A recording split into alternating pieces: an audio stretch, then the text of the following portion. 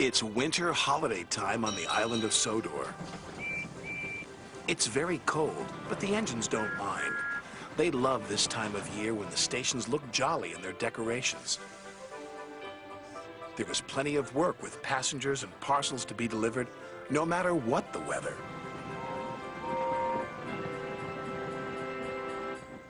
Driver says there's more snow on the way, said Edward. We'll soon be wearing our snow plows, said James. You'll enjoy that, won't you, Thomas? Teased Henry. You know I won't, said Thomas. I don't like my snow plow.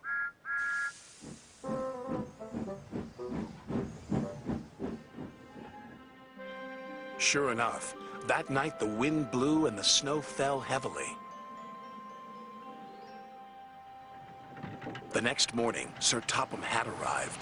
He told the engines they were to have snow plows fitted. And you are to collect a special from Callan Station. It's needed for the village feast on Toby's branch line. Thomas was excited about his special, but not about his snow plow.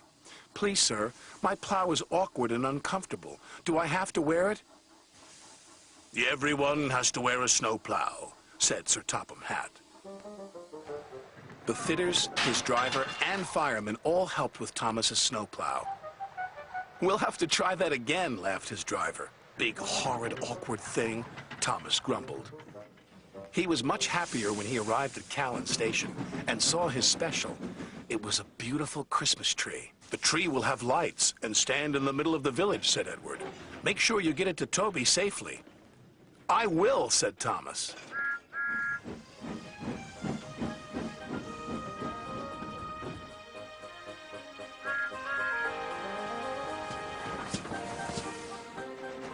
Thomas arrived at Maithwaite, and Toby was very happy to see him. The villagers will be delighted with this tree, Toby said. I'm glad you have your snowplow. I can't clear the snowdrifts by myself.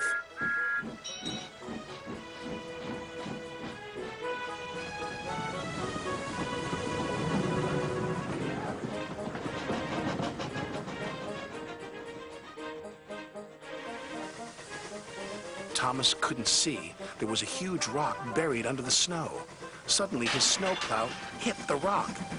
Bouncing buffers, exclaimed Thomas. My plow is broken. His driver tried to stop, but the broken plow hit the water tower. Cinders and ashes, exclaimed Thomas. We can't go any further, said Thomas's driver, and there's no one to help us. But the villagers need their tree, said Thomas. Let me try again. I'm sure I can make it. It wasn't easy without a snowplow, but Thomas was determined.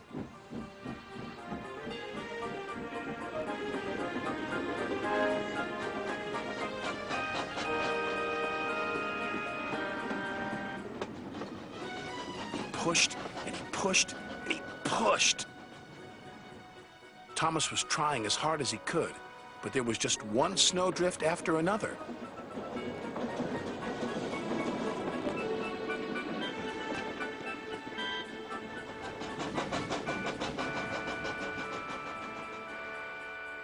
Finally, Thomas and Toby were pulling into the village station. Thomas whistled and the villagers cheered when they saw their beautiful tree. Hooray, they said, hooray! The next day, Sir Topham Hatt sent for Thomas. Thomas was worried. What would Sir Topham Hatt say about his broken snowplow?